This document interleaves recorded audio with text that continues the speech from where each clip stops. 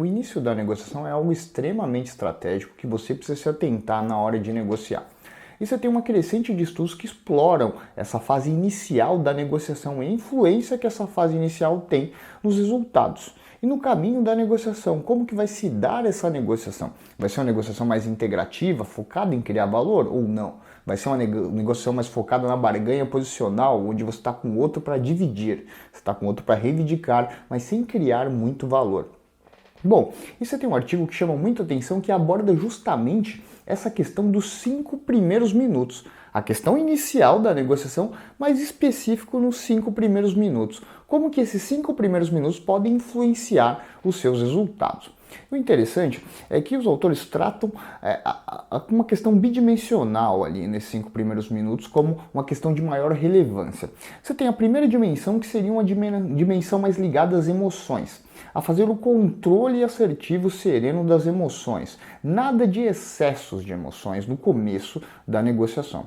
Quando eu falo disso, de ter um controle das emoções, eu não estou falando para ser um negociador frio. Veja, isso não existe.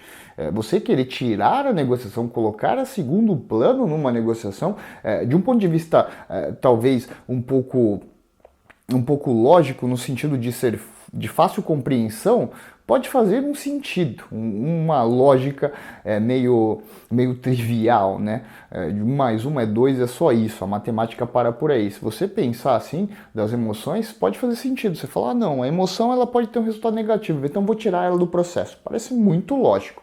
Só quando você vai ver a coisa, você vai analisar mais a fundo a literatura da negociação, o que esse aprendizado, o que o estudo dessa área nos traz de experiências, de casos e até as nossas interações sociais mesmo, nós nas nossas vidas, quando nós vamos negociar com outro, a gente vai ver que a coisa não é assim, não é escantear a emoção na negociação que vai dar tudo certo, não é ser um negociador frio que vai te trazer um resultado ótimo, né? Tem muitas pessoas que começam a consumir conteúdo de negociação, mais especificamente livros, trabalho, né? Vem aquela ideia de uma linha mais voltada para a economia comportamental na negociação, que fala do negociador racional, e acha que o negociador racional ele é desprovido de emoção. Não, ele não é desprovido de emoção.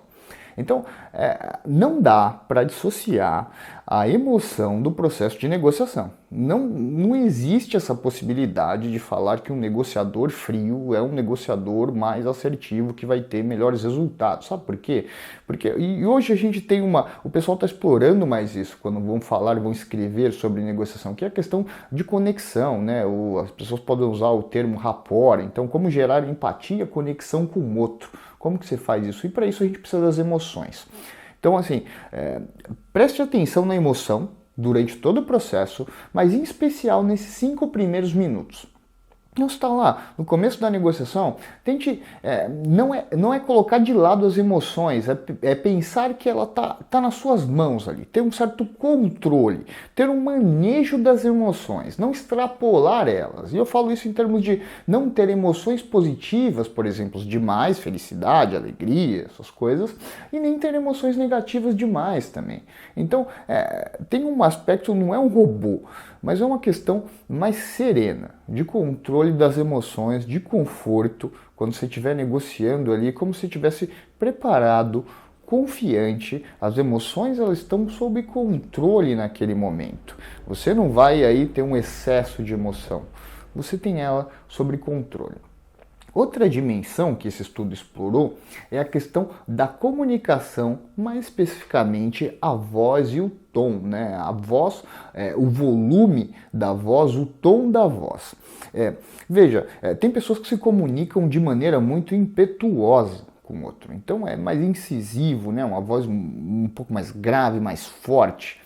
Né, tem outras que passam uma voz mais passiva, transmite a mensagem com a voz mais passiva. Isso deve ser evitado.